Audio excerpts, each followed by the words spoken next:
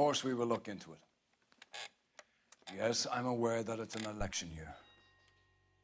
Keep a hold of your hat, Counselor. Now is not the time to lose your nerve. It would appear that someone has hocked a rose gold wedding ring and matching engagement ring. Sound familiar? Deirdre Muller. Press the pawnbroker and see what you can find out. The address is 348 South Main Street. The Muller case goes before the grand jury next week, and the DA does not want any egg on his face. Then get out to the railroad depot on Santa Fe Avenue. We have another poor unfortunate found this morning beside a railroad line. A 40-year-old white woman. Right, Skipper.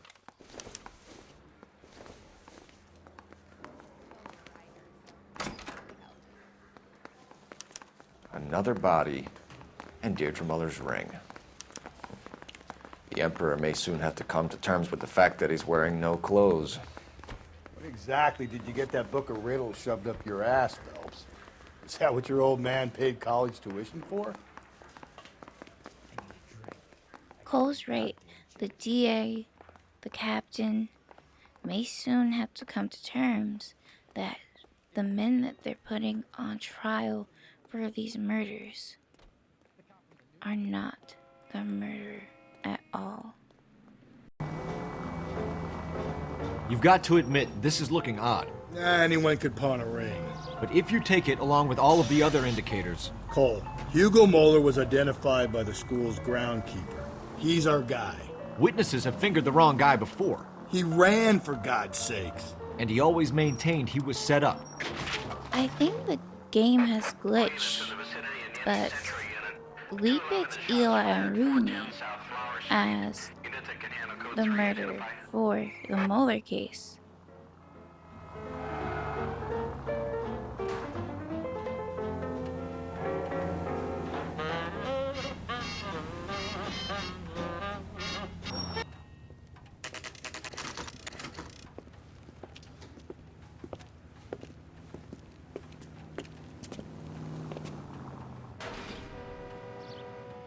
And we arrive at the pawn shop. Let's head in and see about this ring that was left.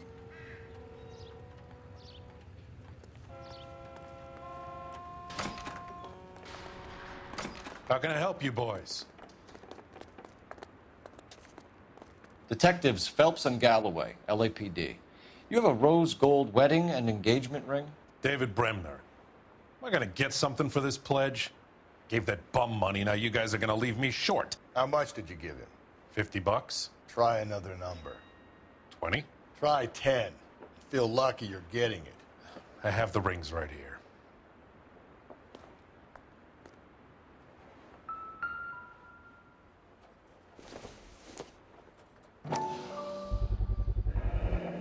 What's this mark here?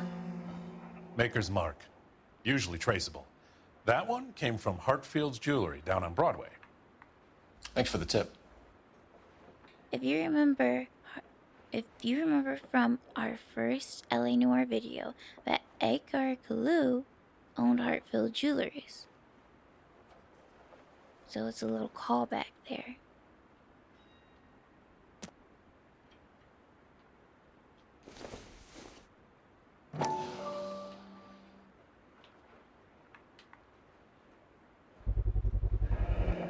Does this mark mean anything? Hallmark. Gives you an idea of the quality.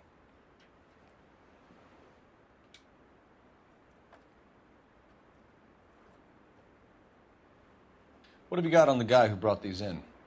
Goes by the name of Percy B. Shelley. Gave an address. 15 Poland Street, London, Tulare County. Can you give us a description of the man who pawned these rings? Not sure. Medium height, medium build.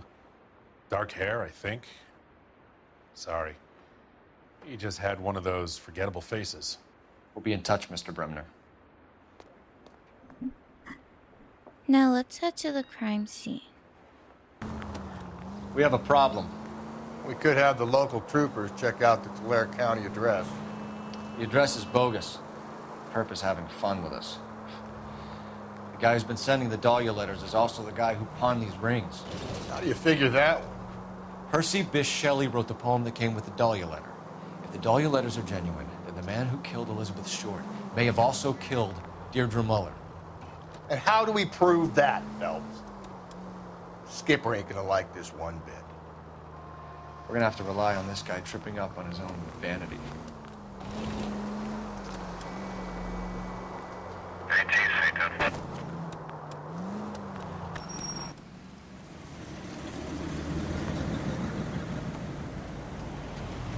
You boys ready? Follow me. We should keep this development with the rings. We're all on the same team, Rusty. Chain of command, Phelps. The skipper will decide who needs to know. Got it? I get it, Rusty. I just don't like it.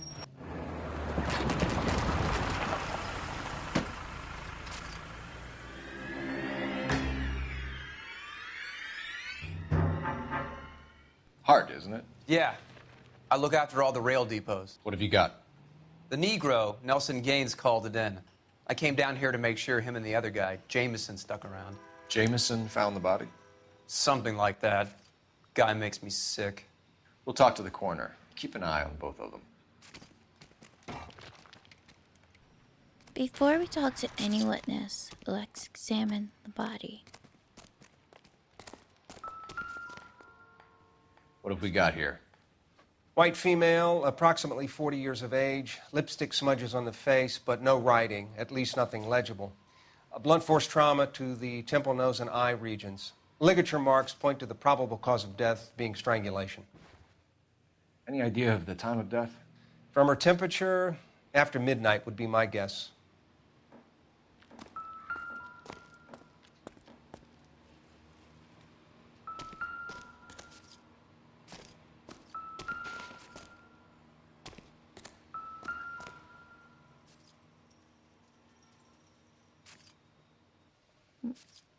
Before we examine the head, let's talk about her clothing. She's clothed just like Teresa Terrelson. Smell? Very good. There is the usual evacuation smell, but it appears she's been living rough for quite some time. Very strong smell of alcohol. Well, the autopsy will tell, but I would assume that she was inebriated.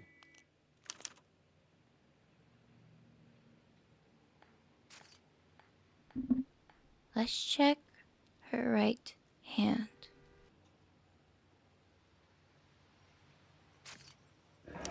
Another missing ring. Certainly seems I've been swabbing a lot of bare fingers recently. Can you be more exact about the time of death? No later than 2 a.m.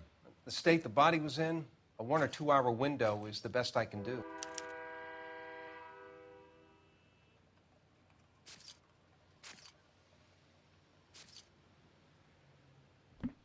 Now let's check her left hand.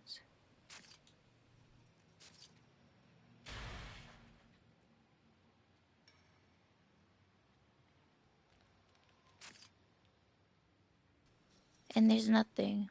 Let's examine the rest of the crime scene. But if we look to our left, we see a yellow blanket, a yellow mat. Let's head over. On this mat, we find a matchbook, a purse, and a liquor store paper.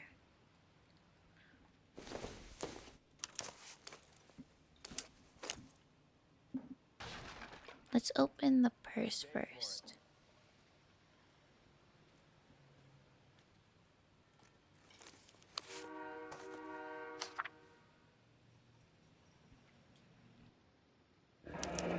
Someone was trying to get her to come home. We're gonna save reading this letter till later, but this was a letter from Evelyn's mom, and who would be so cruel to rip it in half? Was it Evelyn? Our victim? Let's put the letter down and examine this pink card. We could go over to the lot and see what they know about her. That's going to be difficult, Cole. The Keystone Studio lot closed back in 41.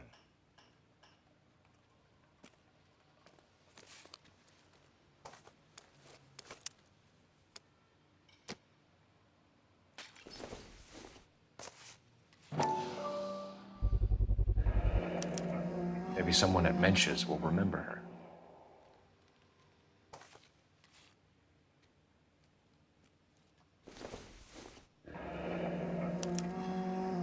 This is a chit for personal items, not booze. It's an angle worth investigating. Levine's? No. Levin's Liquor Store for Evelyn Summers. 2 large suitcases, small suitcase, bedroll, pillow, plain bedsheet, 3 photo frames, hairbrush, bowling pin, statuette, makeup, clothes. And let's stand up. And let's go over and call R&I to get some addresses. But first, let's examine the blood spatter on the train. Blood splatter on the carriage. She must have been struck while standing up. And let's go over and call R&I.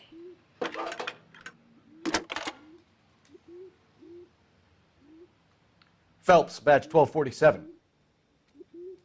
How could I help, Detective? I need an address on Levine's Liquor. Closest store to the Santa Fe Avenue rail yard, if possible. Just a moment, Detective.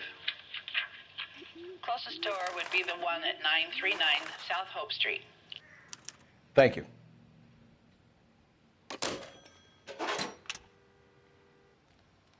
Detective Phelps and Galloway, homicide. Can you tell me exactly what happened? We were shutting cars over to the main line when I saw this man here lying on top of this woman. The woman wasn't moving and seemed to be in a bad way. What time was this? About 7:30 this morning, sir. Thanks for your help. Have you given Patrolman Hart your detail? I have, sir. Thank you. You can go now. Why did he say man like that? What did our next witness do? Detective Phelps, LAPD homicide. John Ferdinand Jameson. We need you to answer some questions, John. If you don't mind, I prefer Ferdinand. Don't push your luck, knucklehead. What were you doing to the body, Ferdinand? Are you sure you won't be upset? Try me, Ferdinand. I was kissing her. It's not against the law. Shut up. There's no Take law your against beating it. like a man. Turn out your pockets, Ferdinand.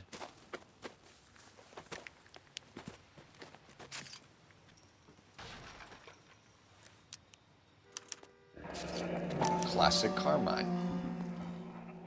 And I support Rusty's actions. I support it, but let's examine this lipstick. If you remember from the Celine Henry murder, that classic Carmine was the lipstick used to write on her body. And also the same with the Antonia Maldonado case. Is this yours, Ferdinand? No. I found it near her purse. I thought she could use some lipstick. Rusty, stop! Don't hit him.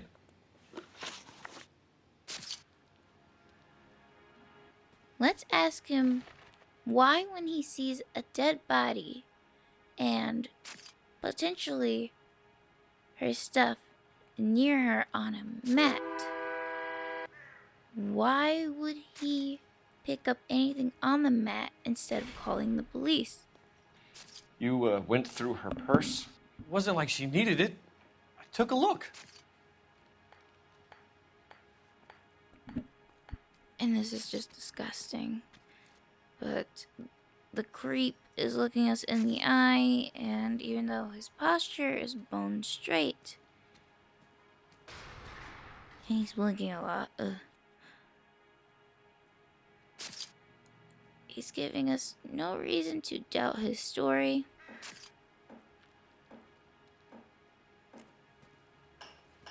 So let's play good cop. Ugh. Did you take any money? Wasn't any to take. I found her lipstick in her matchbook over on the mat.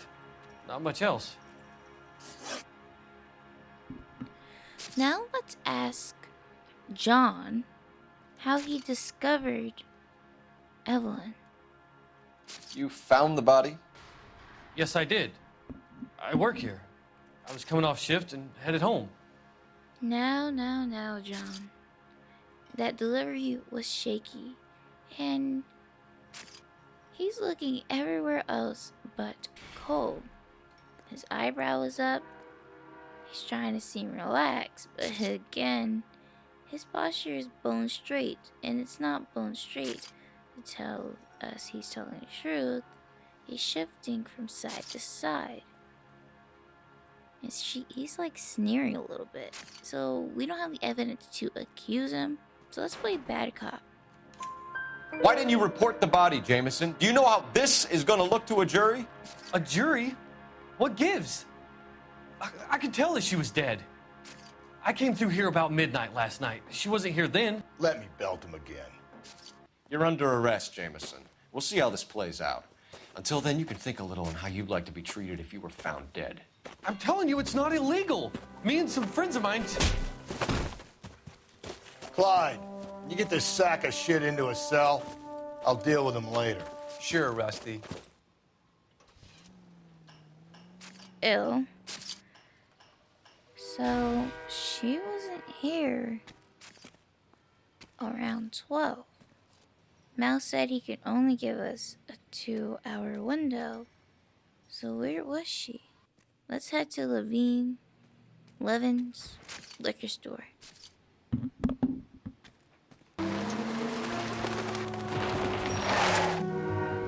Read that those goddamn Chinese want to sell the relief food that we're sending them? Yeah, I read about that. People are starving. They can't do that. Want to sell the food to fund the civil war against the communists. Really? I guess that's okay then. Armies can't fight without food. You spend all your money on weapons, but you still have to have the will to fight. Fortunately, the Reds will win in China. Watch your mouth. You know what you're saying? The people of this country overthrew a king. You think the Chinese will balk at an emperor if they are starving?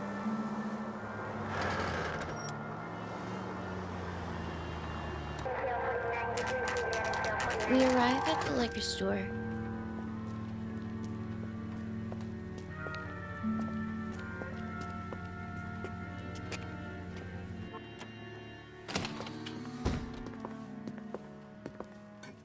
What can I do for you? LAPD, Phelps and Galloway. We're making inquiries into the murder of Evelyn Summers. Evelyn? She's dead? You knew Evelyn Summers, Mr. Robbins. Yes, I knew Evelyn. I was a good friend of her ex-husband. She kept some of her stuff here. Can you show us, please? Sure. Come this way.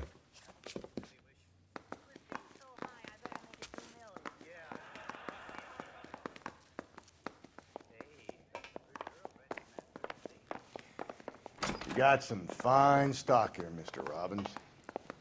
You know, you let us take some for the road, this case might get solved a lot quicker. Shut up, Rusty. He's joking, Mr. Robbins. She kept a bed here, but I probably shouldn't have let her. An alcoholic in a liquor store. That was never going to work out, was it? We'll take a look around. If we look to the right as we come in, we see a picture frame.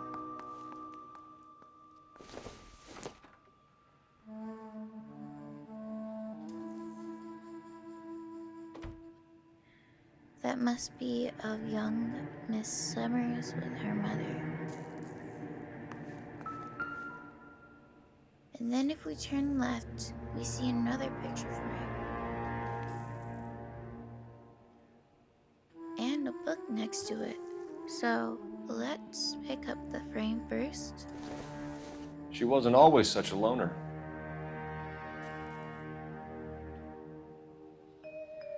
So Evelyn used to have friends.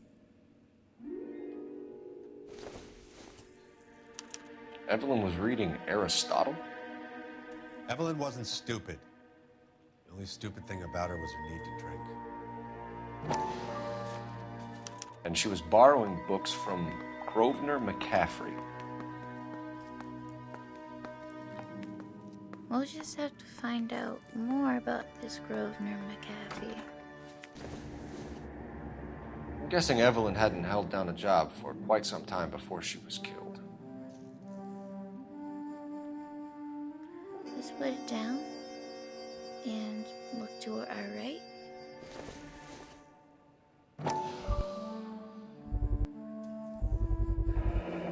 Rawlings Bowling Alley. Maybe Evelyn did something other than drink in her spare time. Rawlings. I know that place. Corner of 9th and Grand. A lot of cops bowl there on Tuesday nights. And now let's look to our left and look at this statue. When exactly did Evelyn work in the pictures?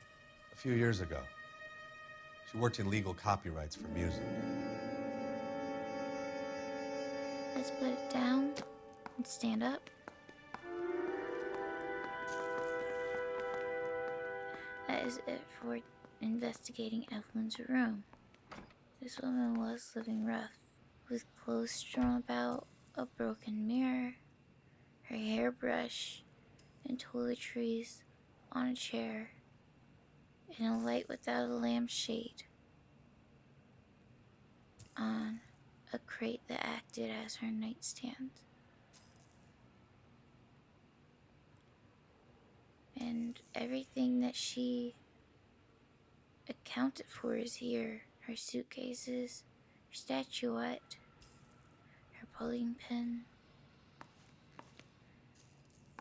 But there is this door here.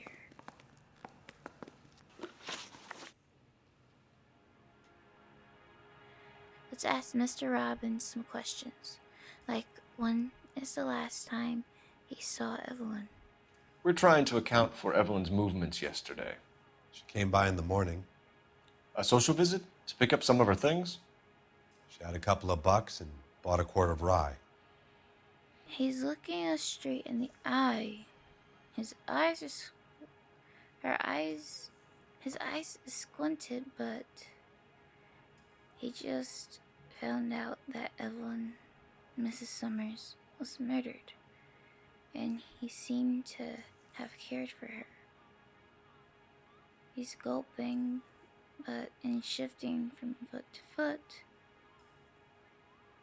but his posture, his eye contact leads me to good cop. Any idea where the money came from? She didn't mention it, but she did say the booze was a present for a boy. She said they had been fighting and she had to make it up to him. What was his relationship with Mrs. Summers?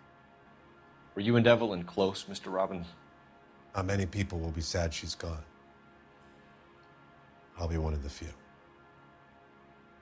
Then again, he's squinting, but he's maintaining eye contact. He just looks brokenhearted, so I'm keen to play good cop. We got the impression that Evelyn had been sleeping rough of late. It became difficult for me to have her staying here. Her mother was trying to get her back on the straight and narrow. She's old now.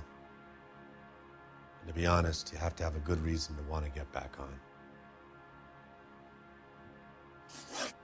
Let's ask him about this Grosvenor McAfee. Do you know a friend of Evelyn's by the name of McCaffrey? Not personally. And now he's not maintaining eye contact. He's looking down to the side. And his answer was short and to the point. I think he's holding out on us. So, let's play bad cop. We're struggling for leads, Robbins.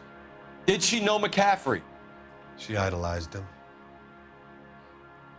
From what I gather, the feeling was far from mutual. He seems to peddle a revolutionary stance, fixing the ills of society. You could see how it would appeal to down-and-outs like Evelyn.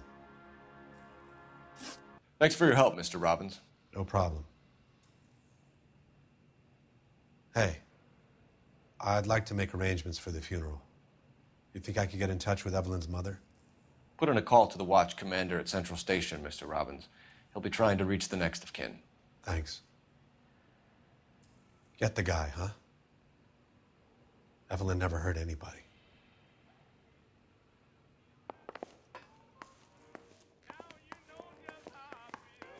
As we leave, the store is words echo in her mind. She never hurt anybody but herself.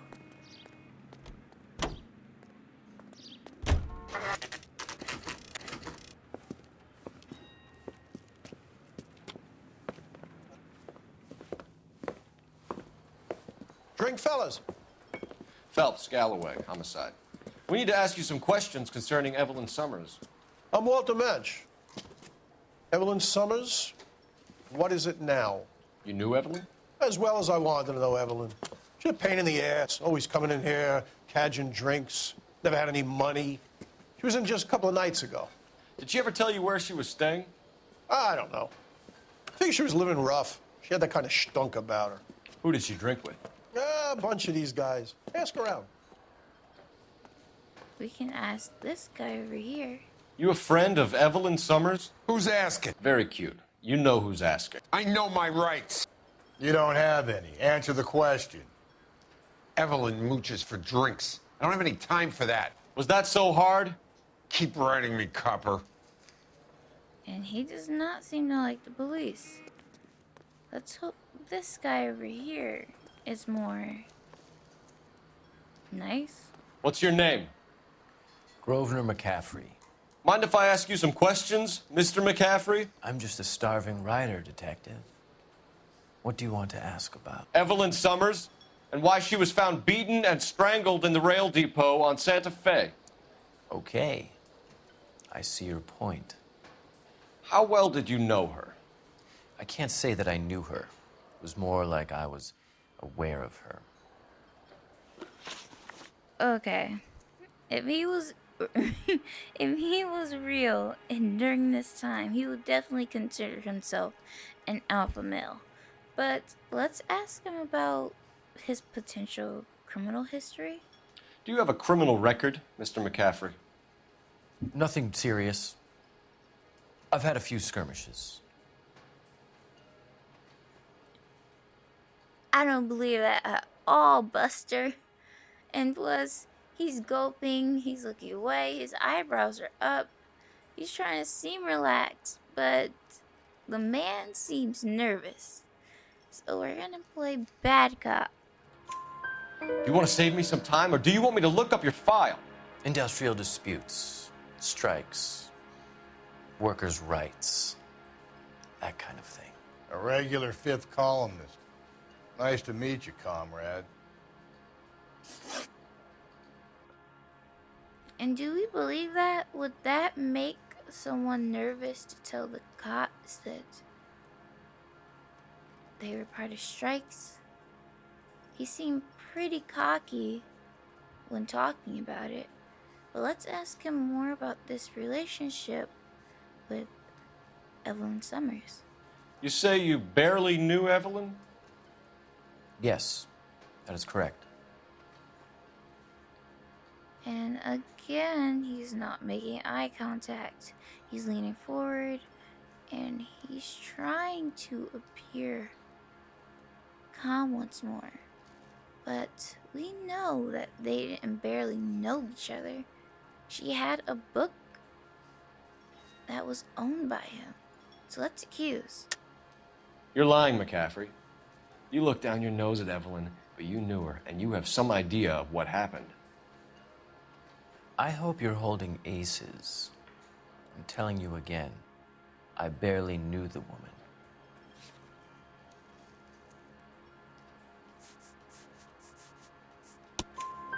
Why would you lend her your book on metaphysics if you only knew her in passing? It was more than that. A Renaissance man like yourself lending his books to his acolytes. She hounded me about that goddamn book, and then she lifts it from my apartment and lies to my face that she didn't take it, as if she could even comprehend any of it. I saw her go into a hotel with Tiernan last night. They had booze in a paper bag. He's your man. Thank you for the information, Mr. McCaffrey. Car 11K, Car 11 King, KGPL. 11 King. A message from Captain Donnelly. Return to Central, code 2. 11 King, en route. Let's not keep the man waiting, Phelps.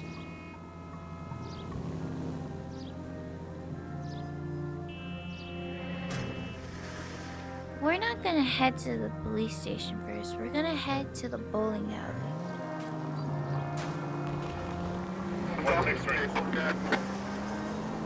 He acts like Evelyn couldn't understand Aristotle.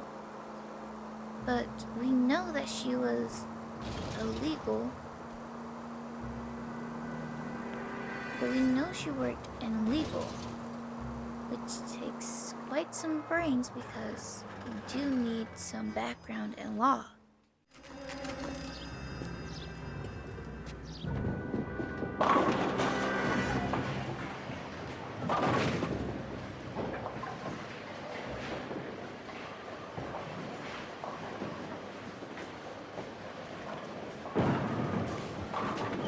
Hello, Rusty.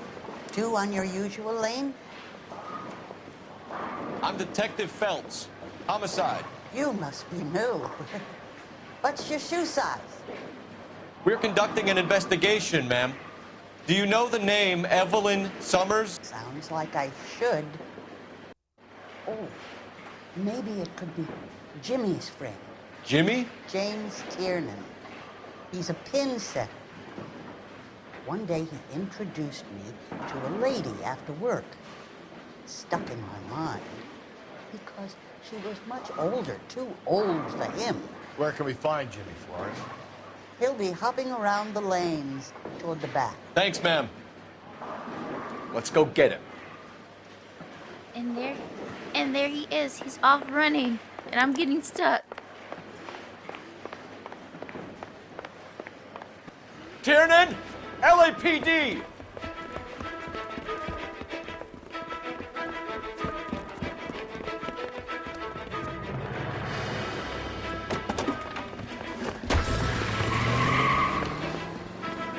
There!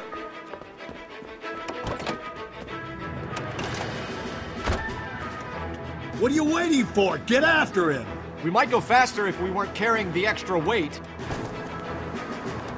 These are flashy cars to be parked outside a bowling alley. The lanes attract a fast-living individual with money to burn, Cole. Or a middle-aged individual with the need to feel virile. Phelps, you gotta get me closer! Another runner. Or at least we've got a suspect. Why do they always run? I'm sure we've got the wrong person in more than one of these homicides, but they always seem to lam it. You know, your theories are not air. Put your hands where I can see them.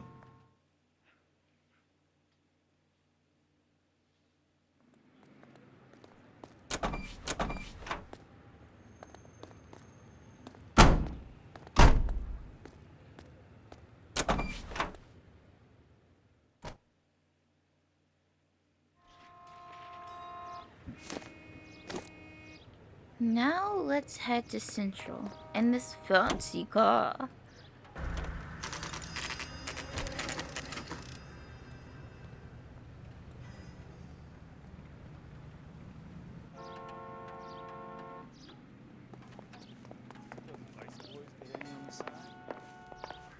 The captain is downstairs with Ray Pinker and Carruthers. I want to make homicide. You know you made it if you can get that desk.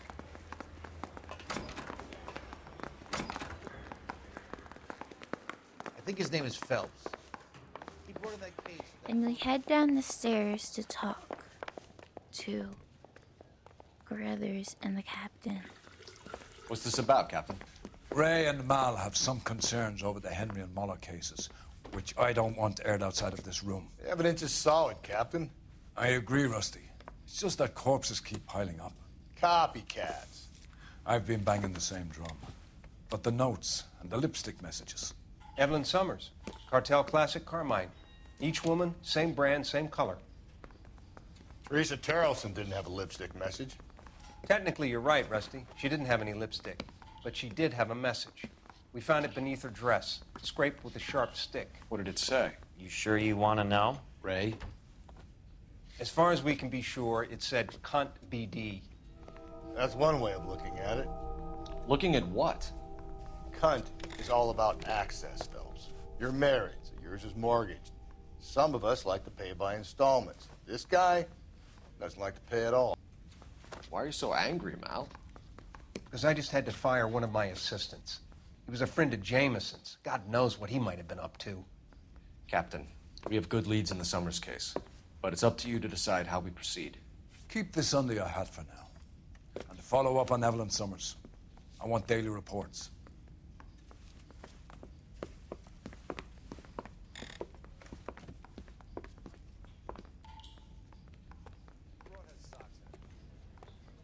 We got our orders. Back to the Summers case. Get an address for McCaffrey. He'll have blown the bar. I'll meet you outside.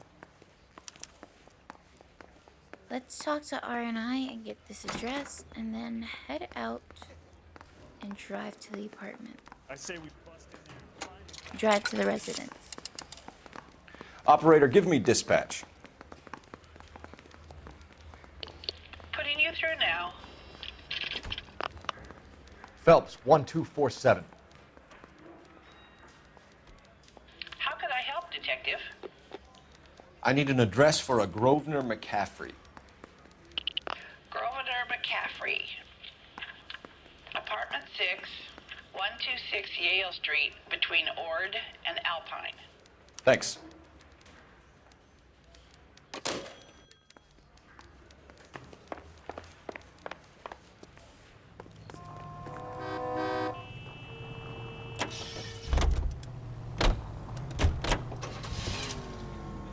Let me pose a question.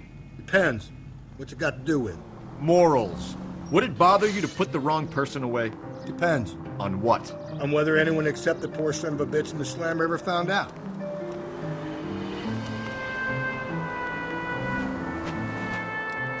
And this right here is why I don't like Rusty. It doesn't bother him that innocent men are spending life in prison for majority of their years, losing time. He already said earlier in other missions that there's ways to get confessions.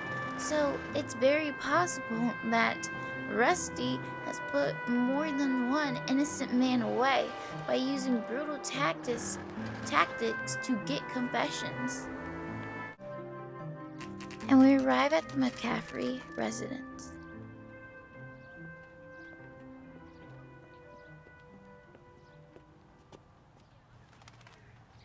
Let's check the mailboxes to the left to find his apartment number.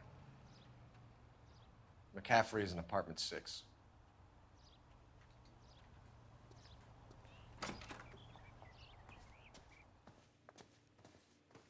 So let's head up the stairs.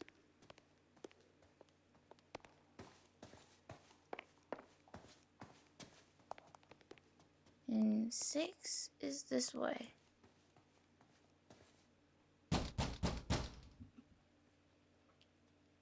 Doesn't look like anybody's home.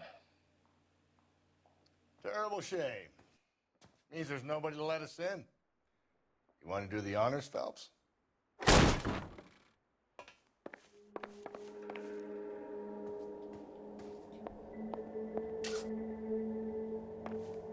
If we look to the left, we see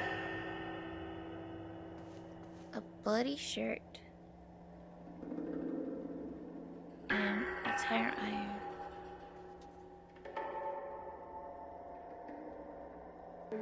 Let's look to the left and we see the second half of the paper. And now we'll read the paper in full.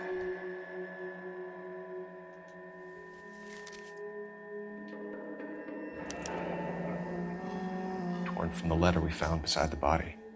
At the very least, I'd say it ties McCaffrey to the scene.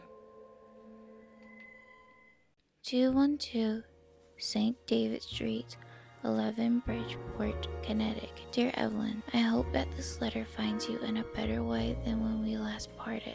Bitter words were exchanged. You had taken too much liquor, and we both know what that makes you become. But I'm not writing to harass or accuse. I am writing to apologize.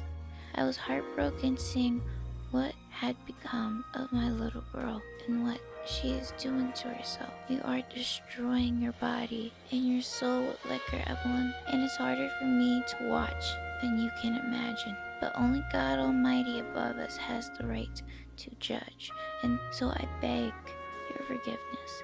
I'm in contact with the sanatorium here in Connecticut on your behalf. They say your condition is an illness, Evelyn, and that it can be treated. You only need to check yourself in. It will not take long before you are healed, and you can come home. I have put your things back into your old room with the lock on the door for your privacy, and you can come and go as you please. I will care for you, and you can return to your normal life. I know your address has changed, so I'm not sure this letter will find you, but I pray that it does, that you consider what I have said. I love you very much, and I pray every night that you are safe, and that one day you will knock on my door, and the rift between us will be mended. With love and understanding, your mother, Augusta Summers. This poor woman was trying to get Evelyn help, and before Evelyn could take her up on this offer, this deviant killed her. And obviously, since that letter was in her purse, she was thinking about it, but we'll never know if she would actually have gotten help. Let's put the letter down.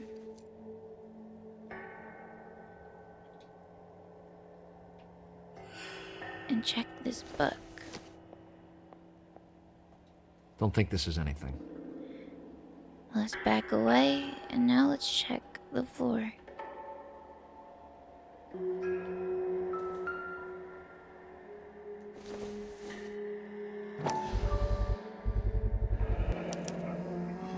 He said he was at home. He said he didn't know her. And we have the book. Let's see Carruthers argue his way out of this one. Is that you, Grosvenor? Who are you guys? What are you doing in here? We're from the LAPD, ma'am. Do you know where we might find McCaffrey? I'm his neighbor. Is he in trouble? Look, lady, we need to find him, and in a hurry. Are you going to give me trouble? He has a pigeon coop up on the roof. He spends his mornings up there when he's been drinking. How do we get up there? Down the hall and up the stairs. Drunk and in command of a carrier pigeon.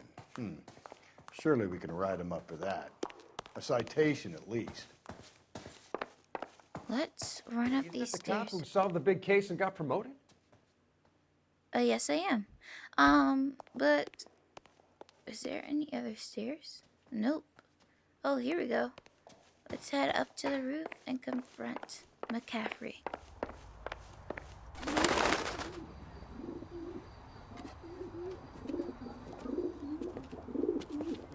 Grosvenor McCaffrey! You know what?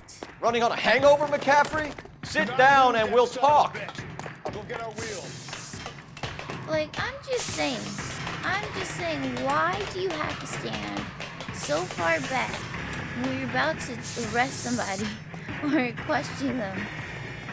It just seems so... Ugh. Ah! I'm stuck! This man is about to get away.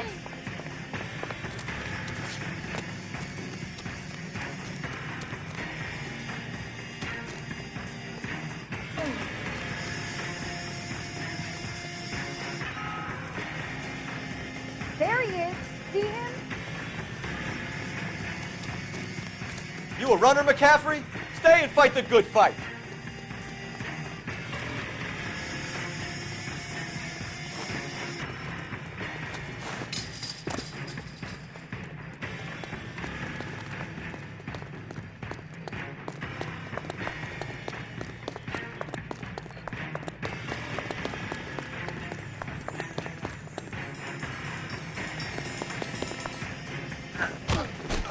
McCaffrey, you're under arrest on suspicion of murdering Evelyn Summers.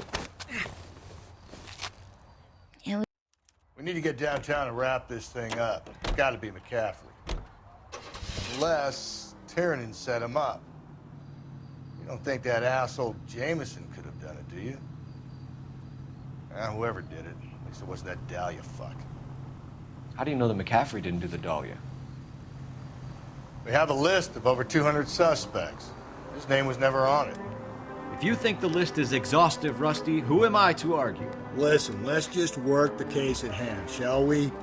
Then we can sit down and put all the puzzle pieces together at a later date. I'll hold you to that.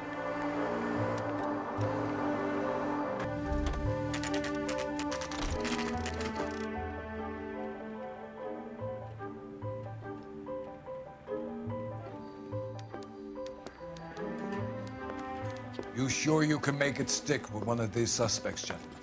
It's either McCaffrey or Tiernan, sir. I think Jameson is an aberration.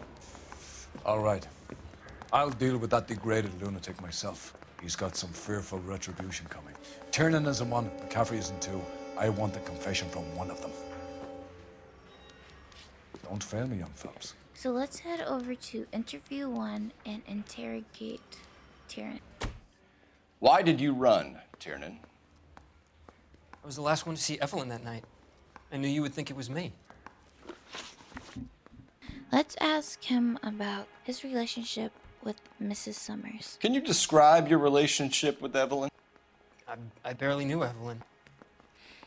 And that is a lie, because Grosvenor said that Tiernan and the victim were walking together with a bag of liquor in hand.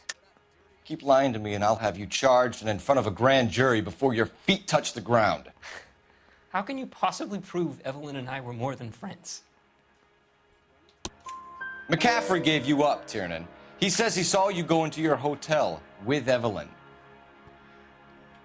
I met Evelyn at the public library. We would read for a while and then go for a drink.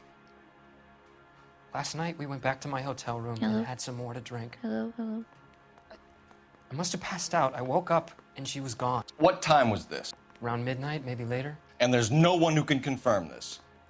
No, there isn't. I knew you wouldn't believe me.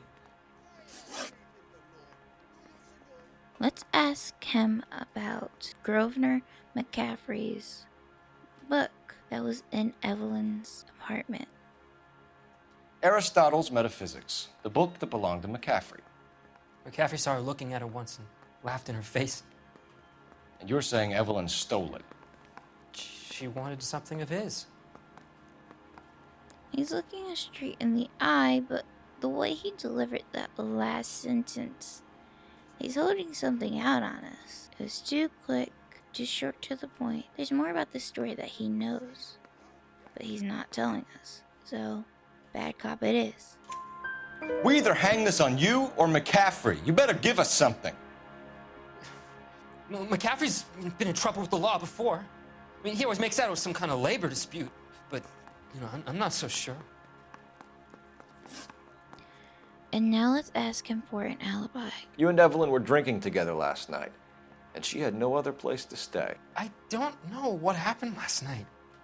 I don't remember. Then he's looking to the side, he's blinking a lot. We know that he was with Evelyn because Mr. Robbins told us the liquor that Evelyn purchased was a gift for a boy.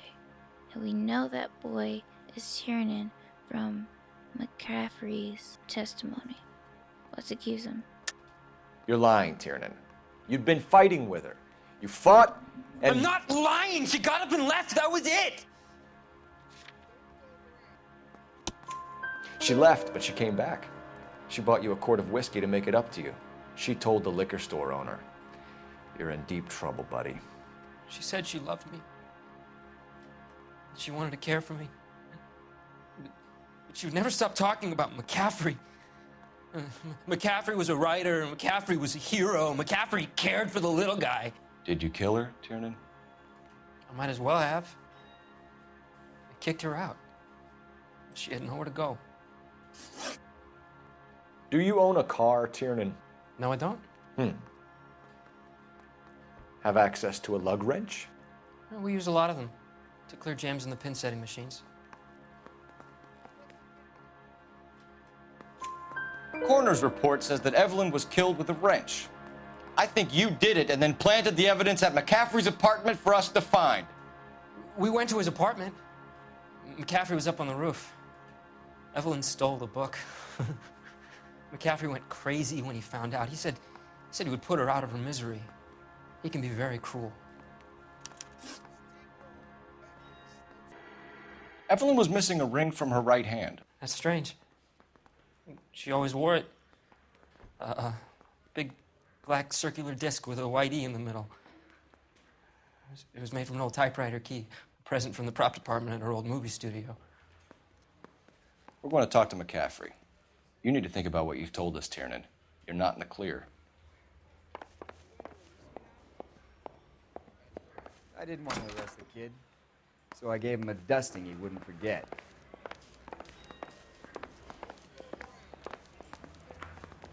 He was a really nice guy. I felt lousy collaring him. You ready to answer some questions? You think I have all the answers? People who run from the police usually have something to hide. Touché, detective. Let's see where this takes us. Let's ask McCaffrey for an alibi. Evelyn died sometime around midnight. Remind me, where were you? I was at home, writing. I'm working on a manuscript. And again, he has that nervous face on. You're lying, McCaffrey. You were out at the rail yard. And what do you have that proves I was there? He's lying because we found the torn letter in his apartment. How about half of Augusta Summers' last correspondence with her daughter? What are you talking about? After you were done beating Evelyn, you searched her and found her mother's letter. That old lady's anguish amused you. I know nothing about a letter or Evelyn's goddamn mother. So what was it doing on your writing desk? I don't know, but if I didn't put it there, somebody else did. Try exercising your powers of deduction on that. Let's head on to the next question and ask him if he has any access to a tire iron. We found the lug wrench that Evelyn was battered with in your apartment, and the note from her mother, and your blood-stained clothing. We have you cold, McCaffrey. You think if I could be bothered to murder Evelyn Summers, I would be stupid enough to leave the evidence in my apartment? And that's logic we can't argue with, because he does seem smart enough to remove the evidence from his apartment, especially when he knew that the cops were coming. But he's smirking like he has one up on us. But we know from Tyrion's interrogation that... Haven't you got parking tickets to hand out? That McCaffrey had some vicious last words for Evelyn after he found out that she stole his book. I don't believe you, Grosvenor. The evidence says that you killed her. You can prove that I wanted to kill Evelyn?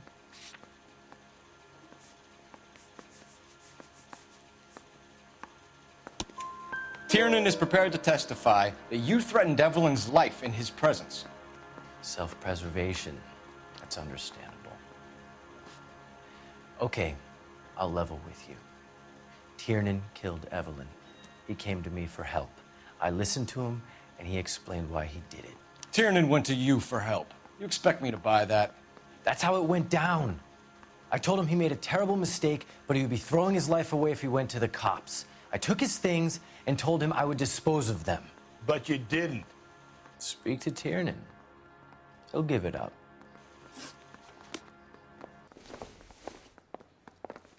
Let's head to the phone and call R&I and ask them more about McCaffrey's criminal history. So I gave him a dusting he wouldn't forget. Operator, message for KGPL. Putting you through now. Cole Phelps, badge 1247. How could I help, Detective? I need the jacket on a Grosvenor McCaffrey. Just a moment, Detective. McCaffrey was formerly under surveillance by the Red Squad. Convictions for petty theft. Dishonorable discharge from the Army during training at Syracuse. Assault on a local woman. Says he almost beat the woman to death. Thanks for your help. Oh, where's our normal R&I lady? I guess she has to take a break sometimes. Let's head back over to Tiernan's room and interrogate him one more time. You spoken to McCaffrey? I can go? It's all been cleared up? Not quite. We have one more question we need to ask, James. Then I think we will be done. Sure. Go ahead. Let's ask him about the events leading up to Evelyn's murder. So Evelyn passed out, and you walked out. What happened next? I woke up in the morning, very hungover. I thought Evelyn would have come back. I know you're lying, James. You went out looking for her. Tell me what really happened. I don't know what you're talking about. How can you say I wasn't in that hotel room?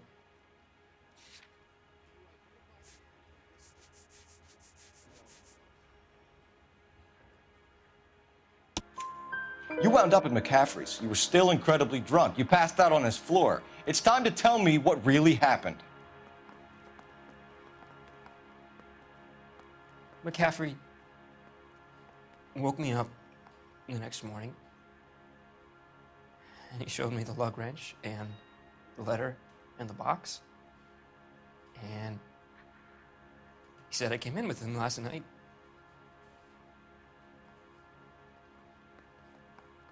He said that I killed Evelyn. And that it was all over the radio. And that he would protect me. And I don't know, Detective, for the life of me, I can't remember a goddamn thing. And I was angry with her. Really angry. I could have done it.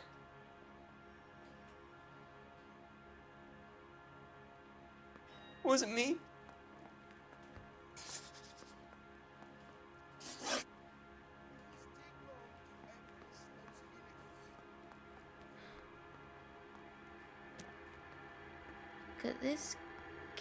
Could this man have really done it? Or did McCaffrey already have evidence from murdering Evelyn and is trying to frame Tiernan? This man was hopelessly in love with Evelyn Summer. Maybe, yes, it made him mad to hear Evelyn talk about McCaffrey. Do we think this man really had the strength, had the will, could even bear to hurt Mrs. Summers?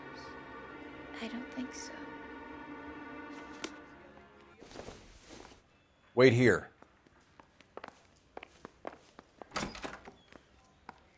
Let's head over to McCaffrey and ask him more about this assault.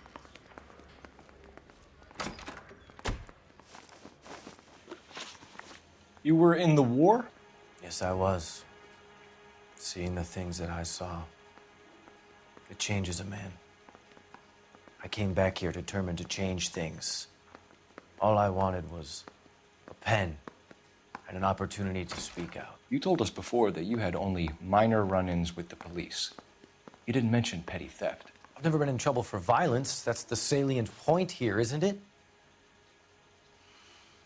But that's a lie. We know from R&I that he assaulted a woman, nearly beat her to death. So let's accuse him. You're lying, McCaffrey. You have a history of violence towards women. How do you turn a couple parking tickets and a petty theft misdemeanor into an assault charge? We'll use McCaffrey's criminal record. We know all about you and your dishonorable discharge, beating some poor woman near to death in Syracuse. You've never been in combat, McCaffrey. Your whole life is a fraud. She was a goddamn peasant whore! She tried to steal from my wallet. I could have fought for this country. I could have. You beat her because she stole from you, because she tried to outsmart you. The ignorant audacity of the bitch. What is a man supposed to do? Sit there and take it? How is a man supposed to call himself a man? And Evelyn Summers, a poor, drunken nobody, stole your book. And she got what was coming to her.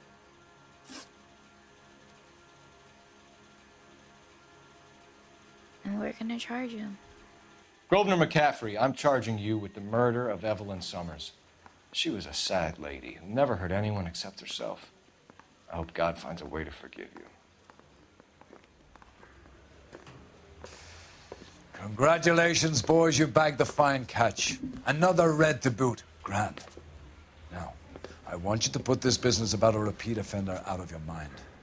This McCaffrey creature shows no remorse, and neither will the grand jury. You would have to walk a long mile to find a better candidate for an unmarked plot at a prison graveyard.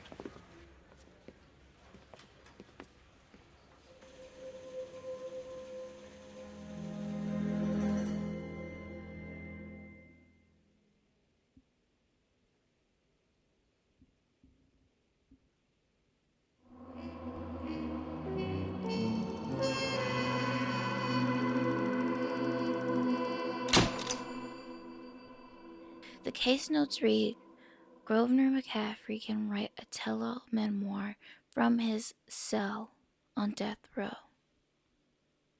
It seems almost like all the pieces fit. McCaffrey trying to say he was innocent when he knew about the letter already. Maybe he didn't know about the contents, but he had a half of the letter in his room. But that last interrogation, I can't help but think the man is a misogynist, and he obviously thinks women are inferior. He obviously thinks that beating a woman who tried to steal from him or stole from him to death is how a man still calls himself a man. But McCaffrey heard on the radio what happened to Evelyn. So what if he heard the details from the newspaper, from the radio, and just thought that that's what Evelyn gets from stealing from a man, thinking she probably stole from another man and got what was coming to her. But McCaffrey makes sense as the murderer. We find all the evidence in his apartment, but he says that he found Tiernan in his apartment, and he saw this stuff, and maybe he thought it was really Tiernan and planned to protect him. He doesn't like the cops. Maybe, just maybe, Tiernan, drunk, and a little bit out of his mind, went out looking for Evelyn. Thought she might be at McCaffrey's place. Walked over there, drunk, and McCaffrey, like his neighbor said, likes to spend his mornings on the roof in the coop. So Tiernan came over, stumbled in to his apartment, and passed out when he saw Evelyn wasn't there. All the puzzle pieces seem to connect. I guess we do have to get this out of our mind that maybe, just maybe, this wasn't Black Dahlia. She really was murdered by McCaffrey. But it all comes to a head in next week's video. Are you prepared for the suspenseful, the eerie finale to the homicide desk? But I am dezzyfinds. I had such a great time with you. I had such a great time doing these videos, and I am just thankful that you are here listening to me, using your precious time and watching my video. It brings me so much joy. Please like, subscribe, ring the notification bell, share, comment, tell me what you like, tell me what you don't, tell me what you think about this case. I really need to know. So I would like to leave you off with these words. I hope that in your day, whenever you're watching this, that you receive love, light, positivity, and luck. Because you being here, you making it to this video, you watching this video, you doing all, you liking, you commenting, brings me light, luck, love, and positivity, because I wouldn't be here without you. So I thank you. And dezzyfinds, is signing off, and I hope you have a good day.